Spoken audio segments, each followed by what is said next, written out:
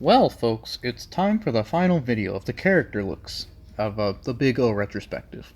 And here, for our final full character video, there might be a little one on a few minor characters, maybe consolidate that in the one video.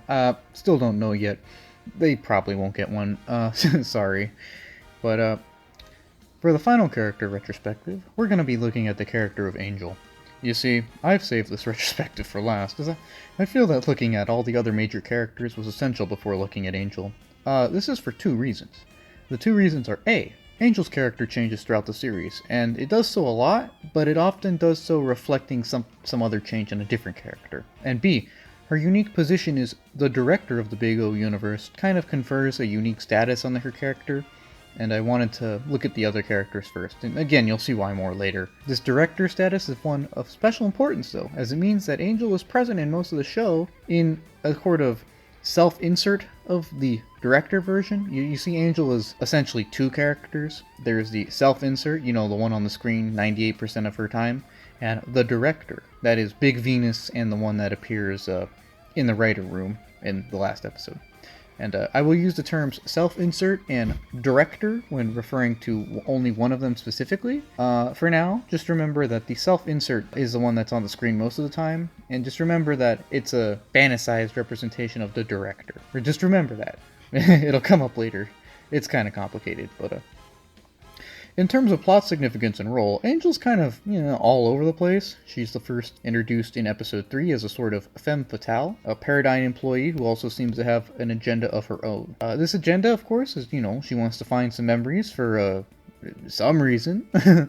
She says it's for money, but it seems instead to be deeply personal. Anyways, as the show progresses, she kind of just randomly appears and, usually helps or even saves Roger from time to time. It will seem at first that a lot of these appearances are pretty random or perhaps even contrived, but we'll go on to why they are not completely contrived. I'll go more into that later. Anyways, by the Union arc, Angel is shown to be a Union agent who, instead of destroying Paradigm, wants to preserve it. For this, she is punished and denounced and kicked out for being a traitor to the Union, and she just ends up kind of wandering the city, dejected, until somehow eventually ending up in the underground film studio in episode 24. And this is where Director Angel is first referenced, as both director and self-insert Angel start to accept that the Big O universe is like, a fictional escapist world created by the director. And the director realizes that, she can't run forever from whatever it is that's weighing her down and causing her to try to escape using the Big O universe. This results in the reveal that Angel is, or self-insert Angel, is a memory, and that self-insert Angel is a manifestation of the director. And this leads to the manifestation of the director herself, in-universe as Big Venus, and her coming to terms with life when Roger develops and delivers another one of the best anime speeches of all time. As part of Angel's coming to terms, Angel does not delete the Big O universe, but instead resets it so that it's on a brighter trajectory than what it was originally. But this leaves a lot of questions, and it leads to the biggest and most open-ended unanswered question. What is Angel's truth? What's her angle here? Why is it important that this whole universe is her creation? 26 episodes of work. Why is it important that, why should we care? Basically. And, these are all very valid answers, or questions, especially considering how much of a loop the ending throws for a lot of people, and especially, a lot of people might not like Angel because she could be seen as like, oh, she's the reason the series ended dumb.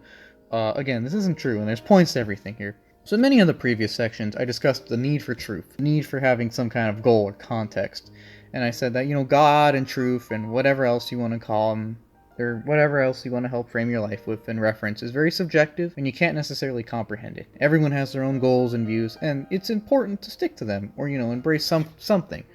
Again, we don't have the right necessarily to judge others, but, they shouldn't judge us. Everyone should just kind of do their own thing. But here I'm not here to talk about truth per se, but instead I'd like to dissect Angel's creation and see what we can learn of her from it. You see, art often imitates life, and it's trying to learn more about this character based on her creation. That's the exercise here.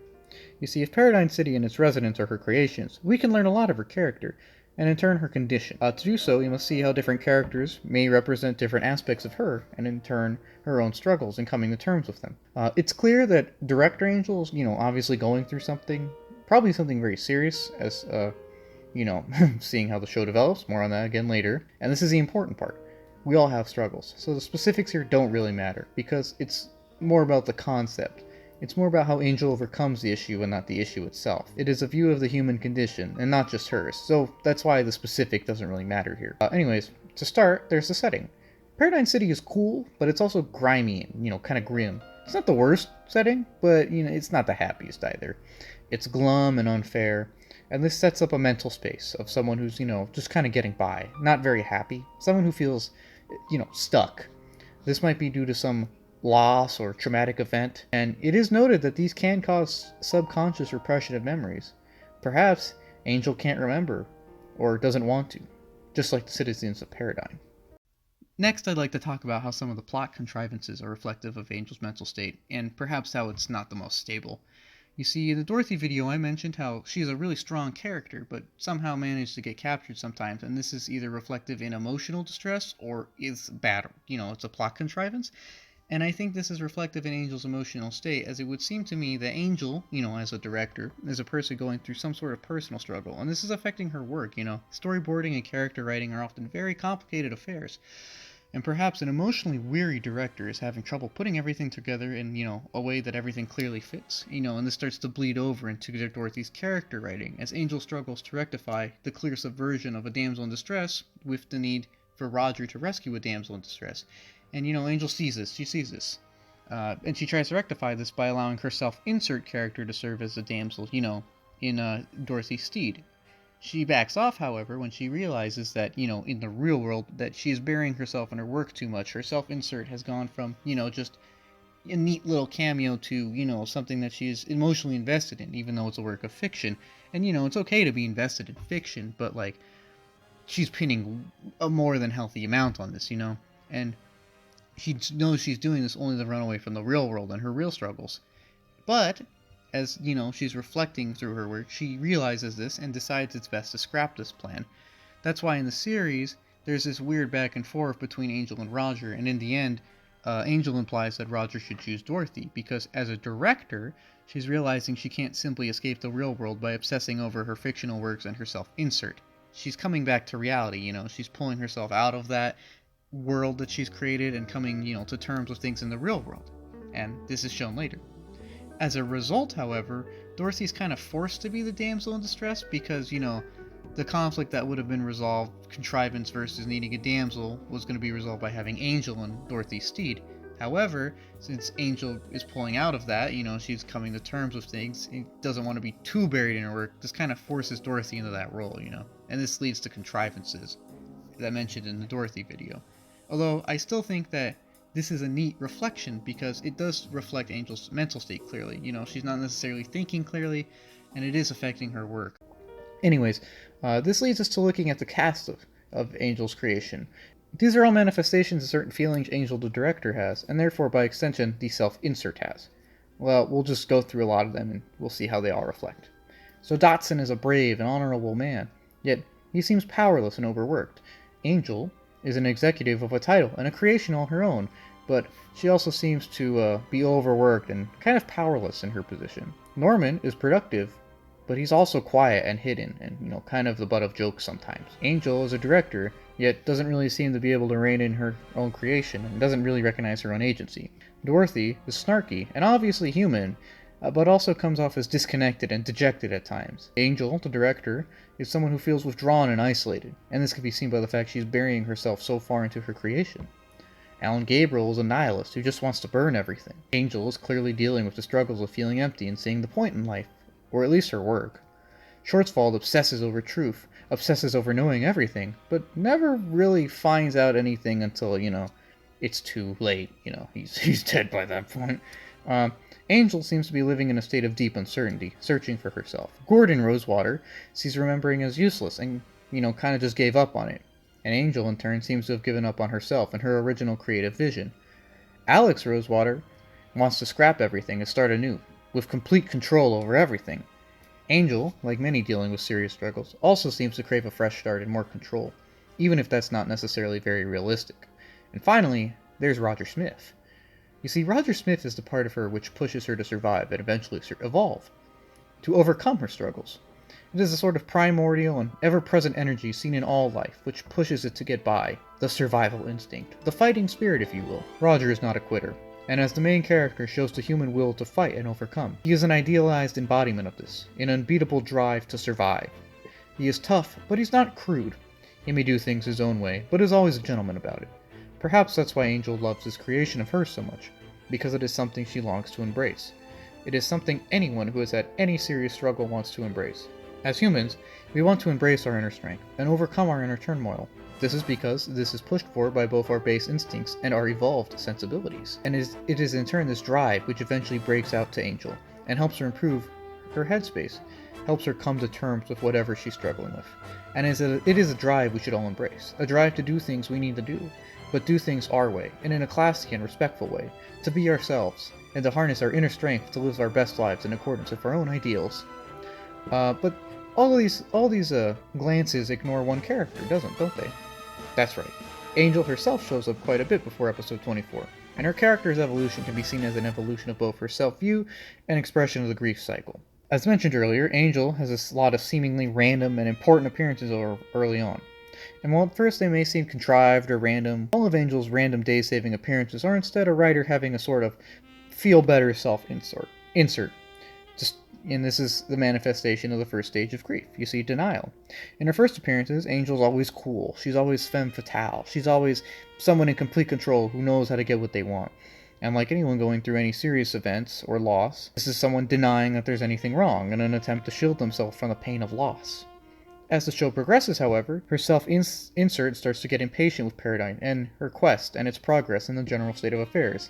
This is anger. People grow angry when they realize they can't, necessarily wish away or solve whatever's troubling them. They grow angry that they're in a circumstance that is probably not the best. By the arrival of the Union, she's bargaining. She wants Paradigm to survive, even if it's destined to be destroyed. She tries desperately and unrealistically to maintain some sort of escapist status quo. This is bargaining.